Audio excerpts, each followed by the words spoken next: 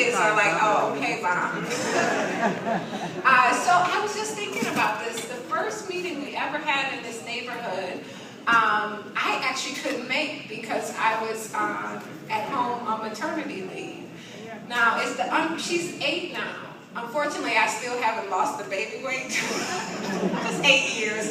But it's really good to see you all. So are you excited about what's going on in this neighborhood? Yeah. You ought to be, because you guys are rocking and rolling. And so I'm going to talk through some of the things, at least from my perspective, on what I've seen in the neighborhood, and you see it better. I mean, so of course we got tons of stuff that we need to continue to work on. But that's all right, because we're warriors, and that's what we do. We stick to problems and we make sure that we solve them, especially when it comes to our children. So 2006, we launched this initiative. We came to this neighborhood, and we basically said a couple of things. We think that this neighborhood is important. We think that the kids in this neighborhood is important. We want to work with you. Do you want to work with us? And there was a resounding yes. And I am grateful to this day that you allowed us to come in this neighborhood to work with you on behalf of our children. So as we started this work, we made a 10-year commitment over that time to work in neighborhoods with you. So obviously at the end of 2016, that formal commitment ends. But that doesn't mean that we're going to walk away from you. You can't walk away from family, can you? No. Well, sometimes you want to walk away from family, but you can't do it.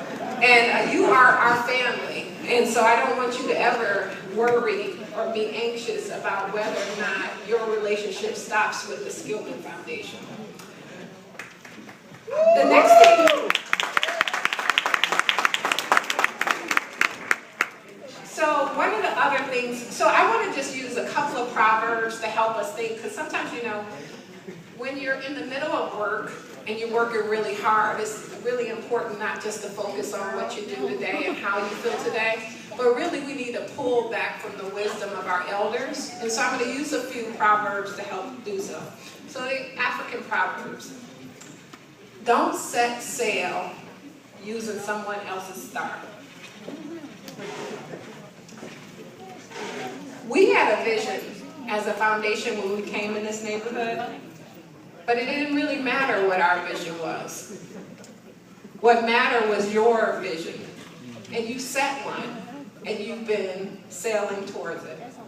So your goal that you named maybe in 2007 or so was that all children live in a village where they are safe, healthy, educated, and have access to unlimited resources. And you as a community united behind this goal. It was your choice, it was your vision. And we've been really grateful to be in partnership with you. Another African proverb, which is one of my favorite. If you want to go quickly, go alone. If you want to go far, go together.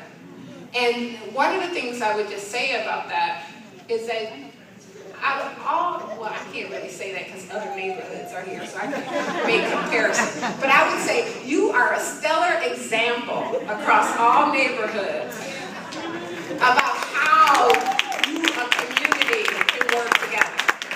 I mean, when you think about how residents have pulled together, when you think about how the faith community is pulled together, how the nonprofit sector is pulled together, how schools have pulled together, and then when you think about how you have pulled other people outside of this neighborhood together in pursuit of your goal, you should be excited.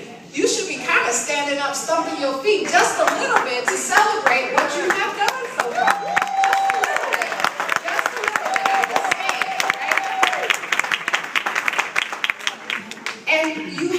To do so with such important and great leaders. I want to recognize a few of them, and I know this is a really risky proposition because there are so many people here who have done so many great things, and I don't want in any way to disrespect or disregard you. But this is who my staff says, so I'm going to throw them under the bus. Okay. Kenyatta, thank you for your leadership.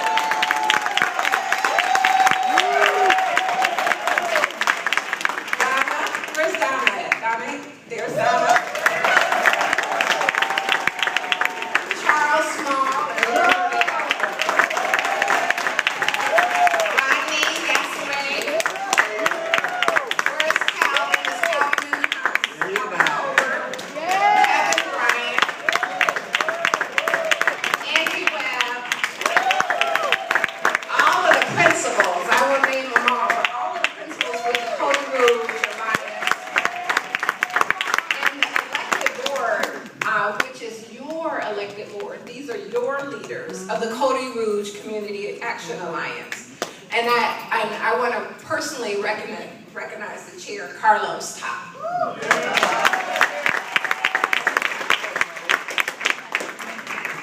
Okay, next proverb.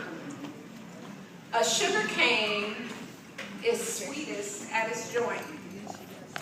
And so that one is a little hard, right? But it's basically that sometimes you get lost and you don't find that sweet spot until you're working really hard on something. And one of the things I would just say, actually, Quincy Jones is in the house from Osborne neighborhood. Hi, Quincy. Hi, Maria. Selena's from Southwest. But one of the things, I'm going to use Quincy for an example, and I hope he doesn't hurt me because I do so without permission. But one of the things, we were talking about how hard the work is. And Quincy was lamenting on it. And I know the feeling and the frustration he had as he was talking about sometimes sitting in meetings where you feel like you're not getting nothing done.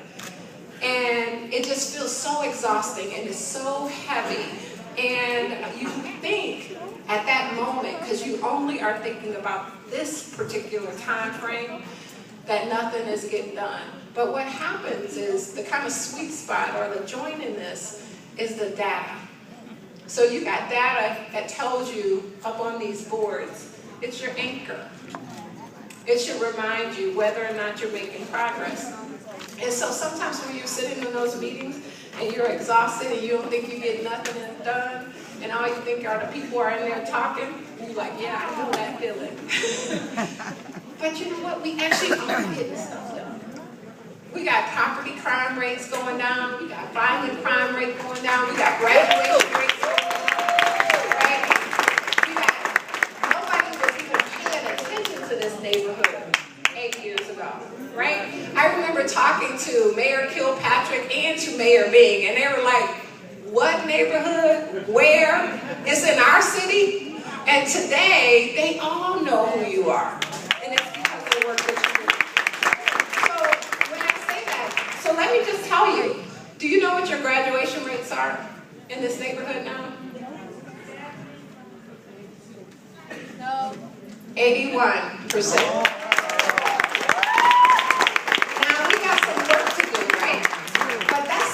You increased your graduation rates by 18% in just 6 years. Neighborhoods can't say that across this community. Shoot, cities can't say it across this country. All right, next one. Rain does not fall on one roof alone.